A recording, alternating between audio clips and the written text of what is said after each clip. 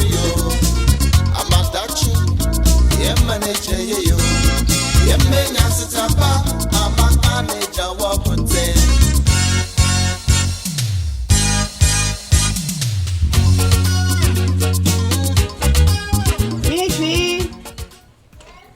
Mitri. Hey, kaje ko ni ko wo mu e o na ene ma e tashin bi.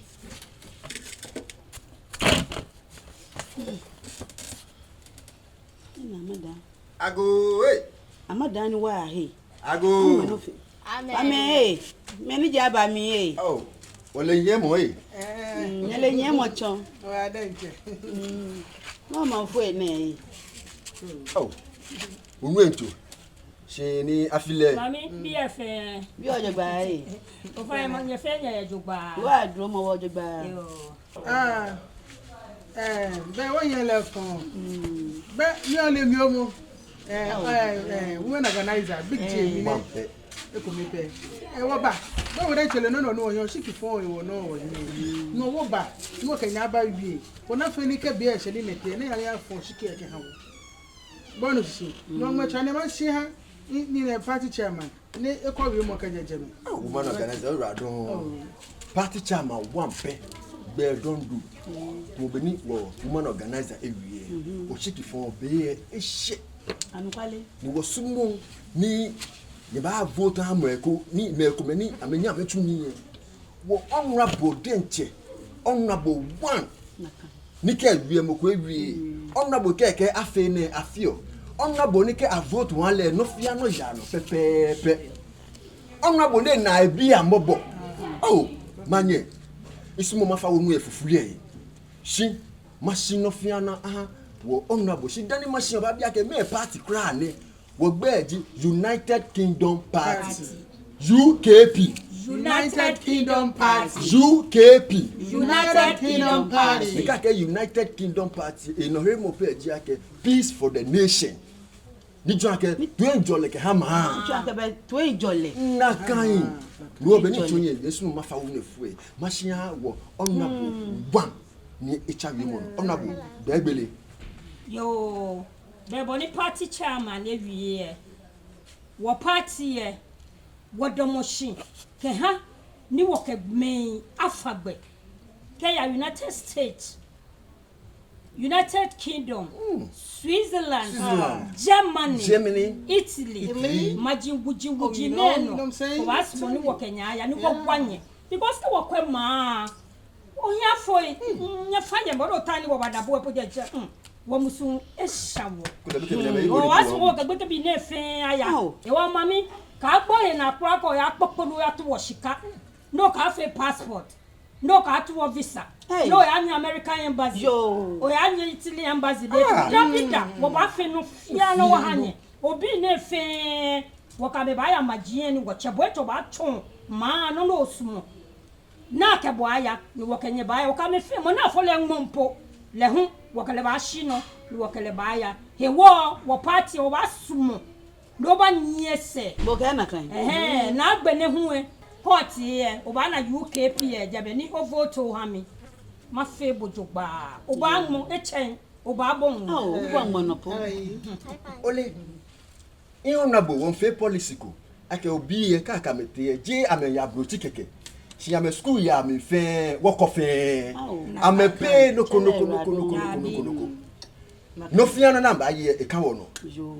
Ke ka flache samopo amba samopo de nche e ka wo no nye bo amode nye vote wa aha wo UKP kenye vote we nye ni enyo shikokoko nye nulo na chuwele une ba ina kota ka omi kenete ne ba ho ye jeme yo to boni wi be ne ba kota chuwa ka oba mo bi e no yo ishi aminta yo ho ye bi e scott ejala o ya ejo onyo ejala ewa o ya emuchulu fall egbe wa kura o ya madam no ni machine 5 million no machine 5 million 1 2 agbewo no fe 500 Ghana cedis na kan honorable e wo ke ba hin mo po fai lo ta no ko fi oni nke wo njala mi afi ke bi e se ke nti eni ka mo yen ni ke ga Oba problem. Yo. JB education clear hen woba. What a maji commandant was shabby. You were he ekpafio. You were majegbe, mabba, you matuano comahabu. No kawo jalami. In a walk or store, ni be fair. Oh, I mean, be fair. You walk ayo tree, ayo tree. Can be pony my bank, but to organize a low woman. The child organize a keba onu. Ayo tree. No, let me send a crab. Oh, true for Bakotaka bag. Look at you. UKP. United Kingdom Party. UKP. United Kingdom Party. Oh, Iche, da be aifa, be aifa, me go fa yo. Be aifa, o fa ni. Me go fa ye. Yo, be. Amada no dey pepper na for yo. Oh, be aifa. Oh, Iche, be aifa. Eh, mini sane ne UKP.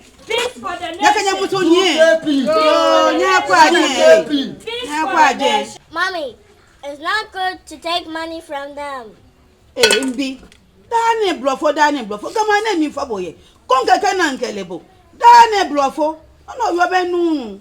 Imano ne we sisi jake san ke fe ka me babie o ba iska ya me. Na kan. Ka me abuska ka me te power ame ba jan ke ska no na me ke hanye e wo no ni sana me ba tru ame ba tru ame ke ba chi ame no ke fe. Oh, Mbi pa ko nu owie mo nshi. Tembe bwamie, yen tembe bwamie, ma yimi free matafoni na sama. Yesue, na yimi frani waseyimo.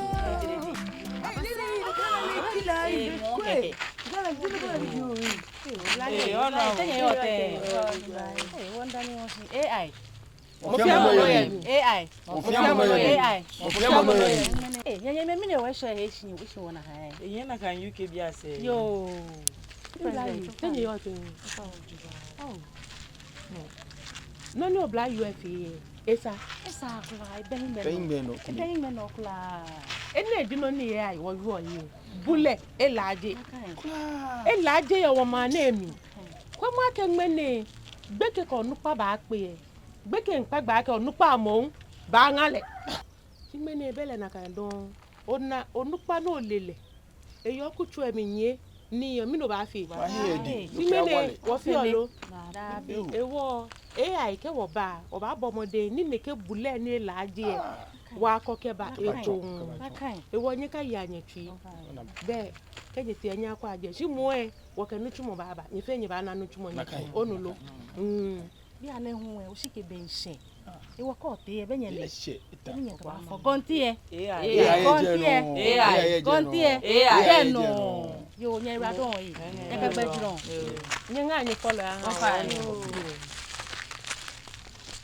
o ko ami no yo na no nupa ke won we no botu oho me no call you na kan think I would think na bi brain ja chon party papa ke ya robot bi apart no abo ametwe ni sane na ba ke ndumo je ni botu no ko ba fem ke sane ma chiye mami o shiki fon je ebe ni bole mo no ke ba ko adumade ka e bo ko nu no ka no nupa no botu ka ni bre ka ta o ke ko no kwale ye ni ke ni ka no kwale agman sane hi ato onupa yi ne ba kwa mani ka gbeken bi ebe ne pa ni fi o AI biele e sa no botu no ke wo bono ne ba wi eto e bo ko nu mole no nye ba afi yo ni forget ya mi le ma dia me se po den je na aga ma nye AI ma nye UK ma nye afite ngbe ku chole na kan no no ti ka so no ni ka pa nye fi o ba wo je Honorable Lasisi. Lasisi. Boko ke boye hegbo. Davida. Honorable denche. Yeah. Joni bata se no. Yeah. Se le wo bata no. Ni na nye ye no. Woko emo. No le wo fi ole. Yo. Before back we are taking it by force. Yes, as you know. Honorable.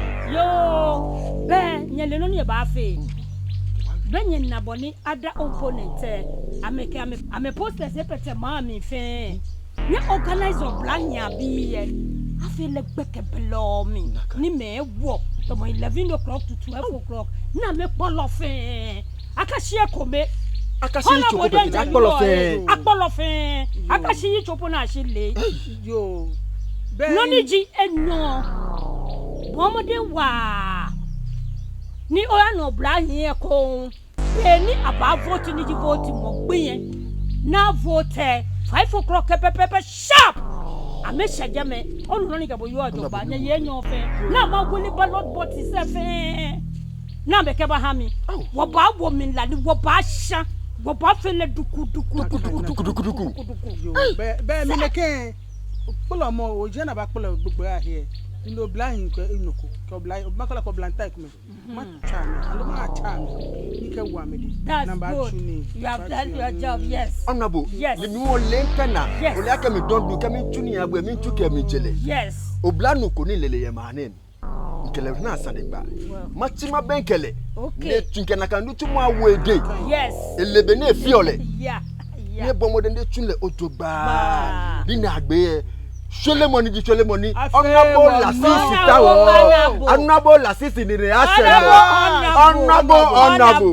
honorable yes ole noko wo ke wo ya no kwale so like post se fire ma because I never o se wo ke petekeje so okay no ni AI no fa ni wo fe ko wo fitai wo fe ko bo se no ke ka pono aga wono e pete ka pono aga wono e pete do cut and paste nyale ke ti ewu ni ka ma ke nya ya me fe ame pe ni je ka ma ke ame visa ka me passport free ka me wole ne ke non play e machine ka no play fe ready aka me ya wo moko mo wa me dabi ame ka me na ba ambata mi yo moko mo am ni fi ale na ka pe pe nya yo no ma ke shi bi yan no bla yin amonu pa e ebu obla yin fina mo tuna kan tumo ni kunin de afi na ka me other party sele amele wo yomo bullshit wo si omo yeah honorable wo ba bi wo ya ko we gbena ka je gbena wo ta oni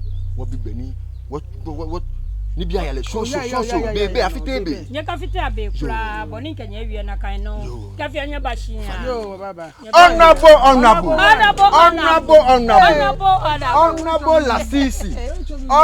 la sisi ya me we bi lele believe abedenche ili ake ni chumo ni ke wa me de bibion wa ma fele izi ya me ya me ni ke ma je ma no ma le ma ye no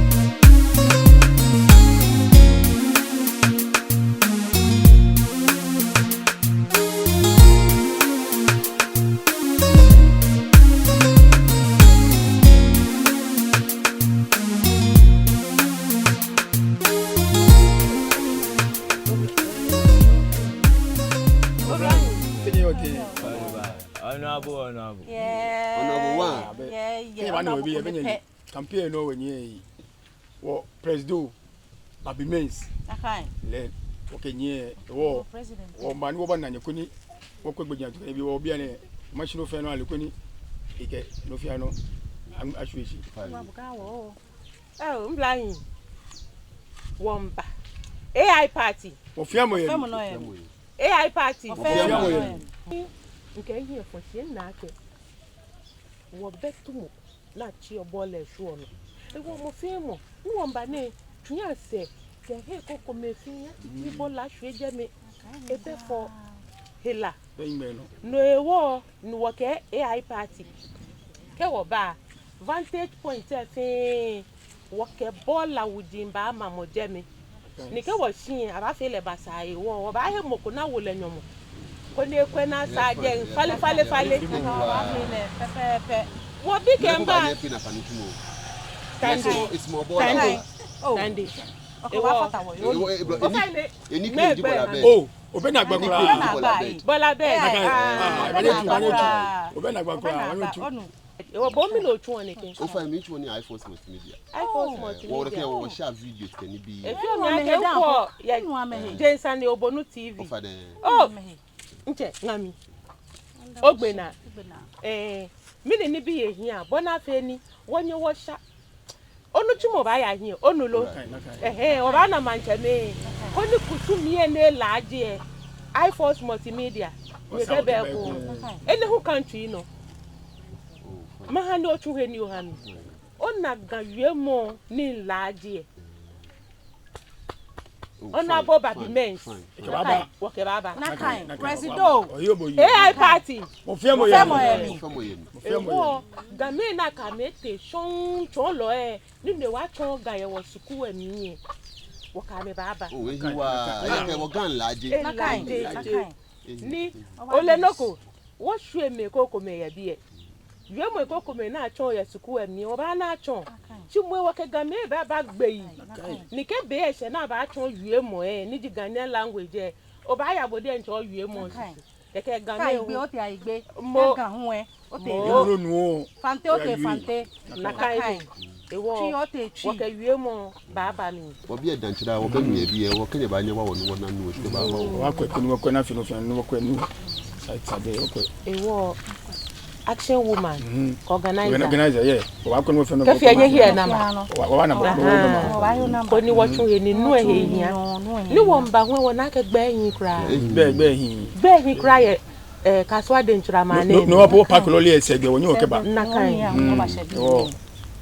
wa ko no ko gbe ke nu e ke no finu gbe ke school e ke no finu ona bo le ke yue ba fi wo je no ko ni wo hi ole wo yo o kele ni o branch no e ba no wa na no finu ye mane mi ye be na gbakura o ji AI wo ba wo fi mo no ye wo pe nye no ye mi wo nye no ni o me ye ni ba hye no wo ba ko wo ba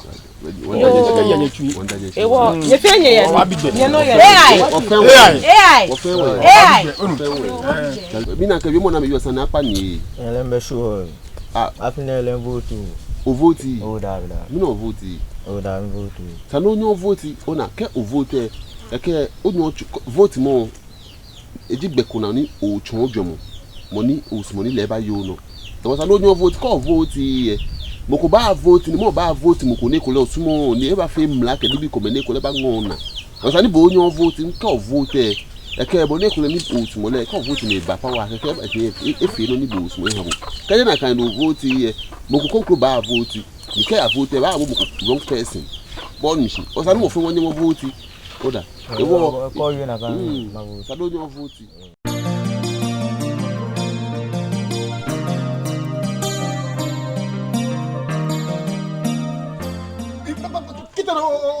Auntie, kaka mo yo nu o le ko na ke bu mene la ke mene ya ntumo mene ye hia ni ke ye hia maye ni de fi to sio no fe no hia ni mo fe ke so no ya no ata meeting sika o ya fe party meeting hia ni che si ton po mo se ko ti e pe machi o ko to ko te pe o ba ko te mi mo ke mi yo si to machi o mo se ko ti pe machi no pa ko no ba che mi ne no si to ifashito da ne ko ne ke party ne je party ne se te foto yo ni ke bo yo ya party ko boy ka party ko o ba yi ko ni mai bi na ka achombo inu ncho i party ele nya makpase nmene nya makpase wo o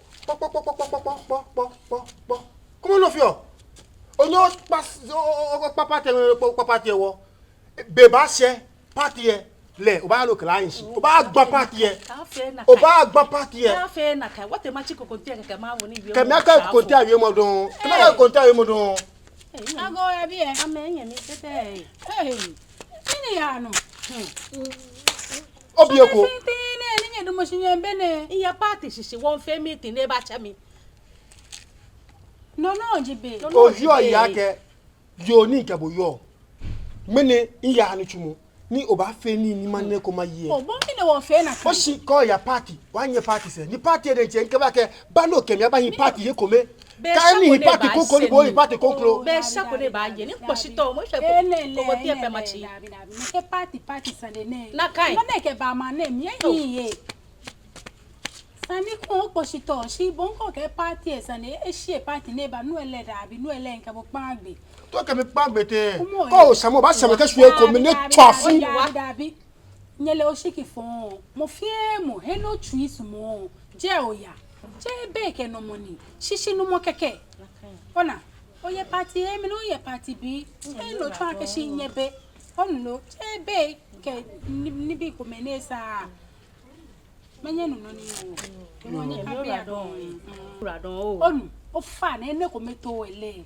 Sani o susu. Ole acho no no you boy enu she sani she ani fe mo le sani ko enye no ele nka bo pa agbe she ake party sani ehibo party no ele da bi she like party ehin no ele je na kan bo le akọ no hin le we la ake no hin she na agbe mi e mo ni eba na osiki fon pi e leje mo na ba wo ne ba ta no wo no peke ka wota wo nya ni to enjoy aba nya nu no e na ka gbla anye te ni wu afe nga ni nga afe wu ni ka enjoy aba nya nu no boy ko you problem be e aka ko mi ma ni agba party e si bo ko o mi problem be na kai no nye mo no bo ni nu nye bebe ke ni be nke mama kwe no ni ya no wo be nye fa ni nye susu an o wo be yo mi anu na wie mu anu na de di na ka don o de ma chiko ko ti party ka je mo to yin nje o ke jiji be aka ta party si o ke mini o jiji be aka ta party o ke mini o jiji be aka ta party o ke mini sie te o jiji be aka ta party very good in jiji be le mi jiji be ni ani ka yin jiji yo bo what nu njo eh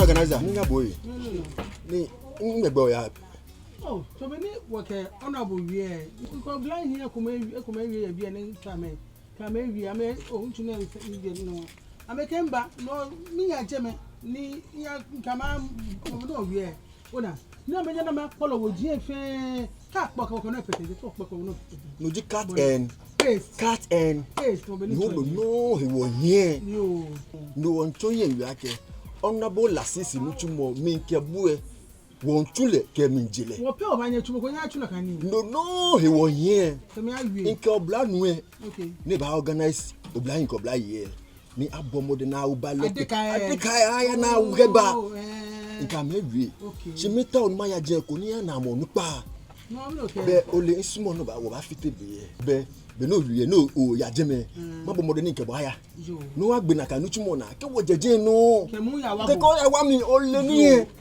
ke wo feel pa wo je wo ni emi cat and ke ba lo pepe se fe ba je wo honorable lasisi le no ji mo ne kan no okay nutumo ka je wo de wo ni bo no feel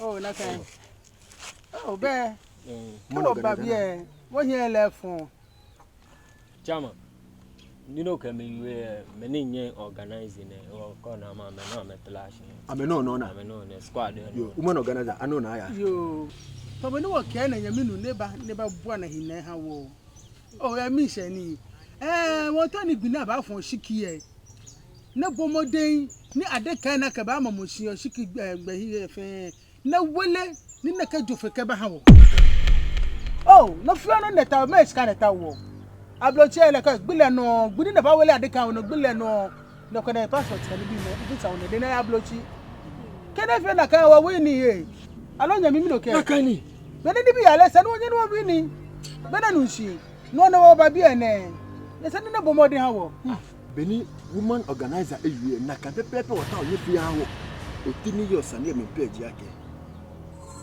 won taw no shiki na ba fun boye kunim ni di United Kingdom party won taw ni boye kunim ye ne ke oshiki ne wo wo kana ka nutumo ewo ne bi na kan ni tule ojogba ahawo ni kunim yeli afi wo no ko beni woman organizer wie nye no fia no fe ready kan no fia no fe ready ni ka efia nyeta onye ya obanye ya nisika ke no fia no efe ready chama ene wo no ani organize boy say keta bi ene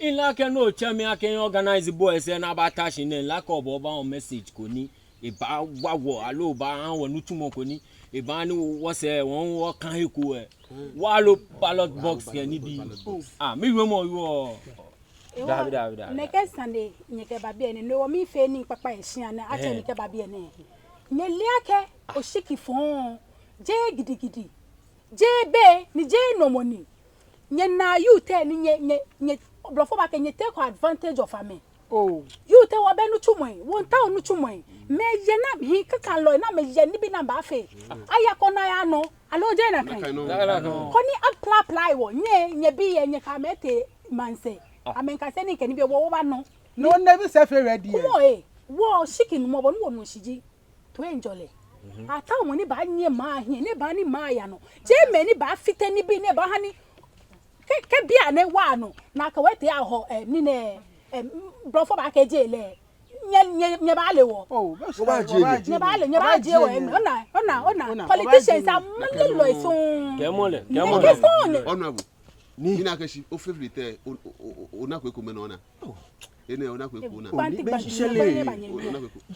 be ni da ko na ta won agbo nyele mi eke ne wa gbo yenye bode chen swan po akenche bode chen oti ya ba yibo e swan po akenche ni bo che me no kan yo se jabi yen gbo obo e wo se ni be dane wo rastaman se wo fear charge na kan wo ji meni fear charge na kan na wo yo si mini jo wa fite ni bi na fite na nwo ihe gbo ni wa shkon ba ni ba na nya ni me fe tete ko ma fe nya no ko e bi onya chi abia na nya ade ka kekere na wona na visa na ya blo chere simo ni be kemi na fe una ben ke wa kesi me ne ba fe no ko bo ya una wa ko na bo abi ke ba ta men kokoro me me ji ami o me ne me amele na me fi o AI mo fi amo yemi AI mo fi amo yemi AI mo fi amo yemi nye bi afin e wo chemi nchenye ne nye bomode nye bomode ni kwanu chumo ni nye chuo ke campaign messages nye yuradon na nye kun ile bo ni ba fe ni active integration party wo ya wo yin o ko chumo no chumo bo bomode o sani o esani o hanu ni jami dia wu sani o dumo se o ni chumo ya no no chumo no ha o chumo di ba o da ne wonya wo yin anokwale chinyele no titre wo ni nchenye nye no yake wo opponent amechu na ya kpolom poster se ye mami wonu na kasani agbene ho ameke voting day ballot box aya wo ke defo akanke so mi panye fai wonta wona ke hiwala wo wode ni wo ke buma ye ja ke won susu ake wo ba anye wo fi na kan hiwale ashon ya modern wonye wo he by force chi muwe esake wo ke woni fe mo atun ake ka ke hiwale wo wode yen oba anye wo buma e wo mi panye fai nye kafia noko ni ba fite wo to enjole ma na mi isumo ni nye fe nye yin ake ni aba shon ballot box wo be nye hunye ba ha me aya fan dabi moko aka abu ballot box yi han wo man bi edenche ba na noni ba ya no eja ke ko chumoko ne ya bu yi be kele ba no ni be ni o ba na to enjole ya fi ni konkulo ewo mi kwanye fai kenye yi ma mi ye imposter se agbene nye printer le baba o wa fi ko se na po ke pete he kokro ka po ami no wo ke to enjole ni ba ya wo shon ni beni ya wula sin monisa mambi ye die nche ka me gonti ni ba chon AI mo fi amo yemi AI mo fi amo yemi AI mo fi amo yemi ewo no ewo ni chenye ni mi panye fai ni kenye hi afun ase to enjole jino ni won pretty ni mo fi amo wie mo enu wo yu o wo ke wo opponent e fin mambia botwe na me ka me gontin achon he ni amesumo je he wale ni je lile chimo emini gontin ewo AI Mofia moyemi. AI. Mofia moyemi. AI. Mofia moyemi. Nakai. Ene won chenyi. Ye yiradon. Ye fine to enjoy le. Yo, mami. One wonderful so you. Honorable. Oh, what be ono.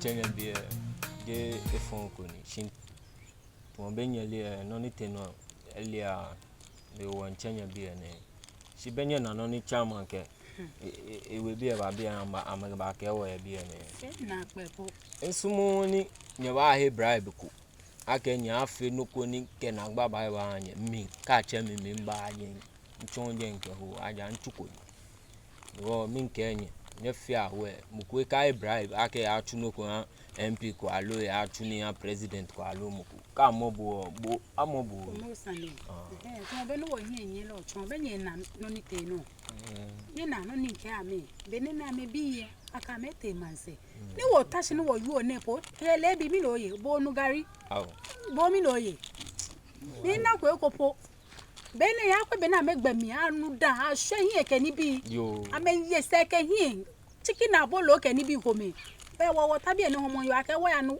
wa lo boxes na shan nyele nya ni this election ni difference abami amele akeshi wo you te wo bejo mu dan no ba fe ni bi ne nya ka ake amumu me ko me aka me awo mu many men no na ma tuni aha me ka me le ame ka atwa politicians ame gbe ame phones e chon yen alo mi male e wo nya ka ha ni akashikala ka wo nyenulo wo be ko si wo ba kwebo no wo ba fe ko wo ha ni mukoni enine shiwa ne ba nye wo hin ni won wo ya no wo pa ne ke aisho o shiki fo je no mo ni david ko ejole afo mo ncho ejomo woke mukuke is mo party e ni bo mo party ye je be ni david wo ko ba ke se o ba ni wa wo ballot boxes ke ni bi mi na no ni wo sa wa fina e wo mo be nye wie la no kwale ni je ni ma fe yan wo muku aisho bi na fina le wo e bi ni bi ya le koto o mo no ba fi ka mobu o i ba fi no ba je no wa mi ele se ko mo ni gbo okra mi ele inda ko cry mi egbe kan ji mi na ko ni ma nye mo ko se na ba gbe ma gbo ni npa ko cry ma fo le mi ebe na mi fi ole mi enke ewu mi naka inda ko ke election ni o ba vote ke wa vote for bina wo shije wo te shian o ke mo ko besani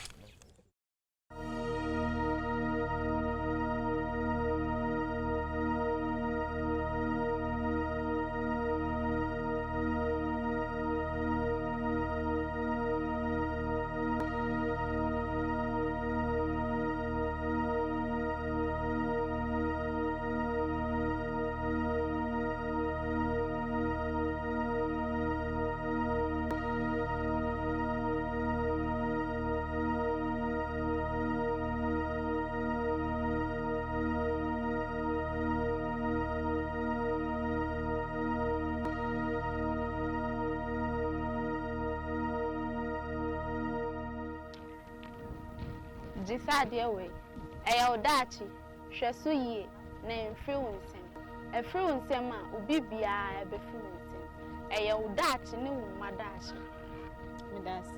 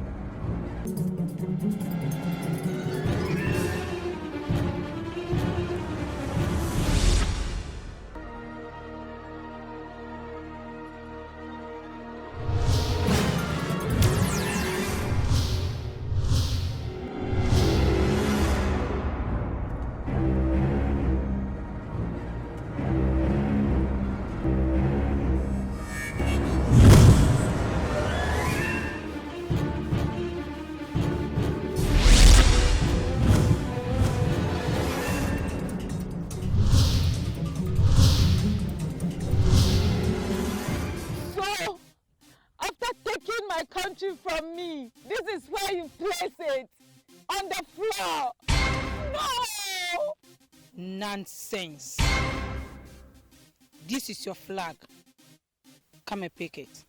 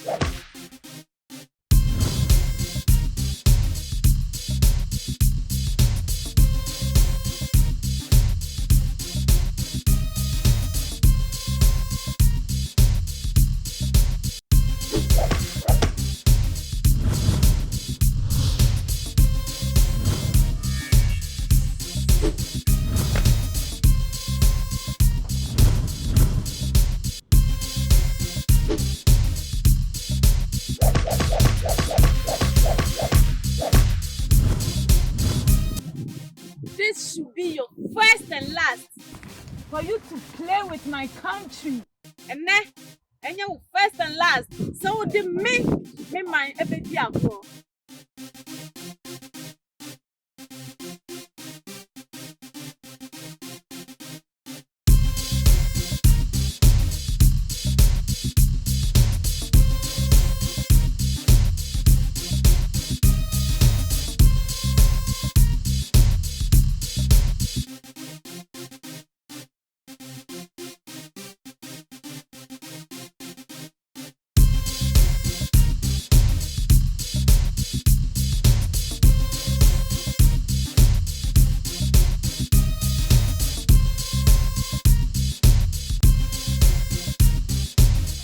Ago Mambi wake ago. There was election and wafe. Want to a peaceful election. Makpanye fai wa. Mofia moke oyani oya vote. Ke ote jame no ya vote to pe. Oshi jame ni oba oshia. Oba kashi de kado mo jame. No ba kashi o me. Na vote ata. Na che ata. Ni onu ni party ni ye ye ji obi ye ji odale oshijame moko aka no ya jame moko aka wo ballot box moko aka vie party sane ya jen moko aka wo party atale kete ene ya vote ye po kedin wotowo hejole wontawo ye wo maami e wo fio ni yo ni mi nke hanyene Nyayi waladon akwenami. Thank you. Naka pepe. Take boni nye momwe. Gontin. Dino no ko ba chon heni osumo. Bo wie mo ya twe kono ko gonti achon. Je ninde je hiwale. Wo gontin no wa ke chon heni wosumo. Wa hiwale e ho gontin mi. Je wa gbomocho ni je wo lile no. No e wa je keji beeshe no te no ya fon oshikie ije mi me gontie o ba fon oshikie ohanamo Ghana o ba fon oshikie ohanamo Ghana nke oshikie namo o ba fon ha Ghana ko ni twenjole ni wo yo e chano na fie wo no iForce multimedia won wo keneke messages ne imbaba hanya ke Ghana ngo Ghana komepe woyo wababu wa Ghana hi wabe Ghana ya heko don wan wanone nyeyira don I'm confident you know